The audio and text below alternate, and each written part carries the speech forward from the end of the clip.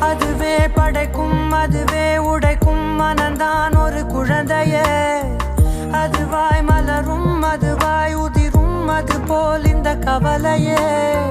நாள்தோறும் ஏதோ மாறுதல் வானும் மண்ணும் வாழும் மாறுதல் பேசாமல் வாழ்வை வாழ்ந்திருப்போம். மழை காற்றோடு போகும் வரை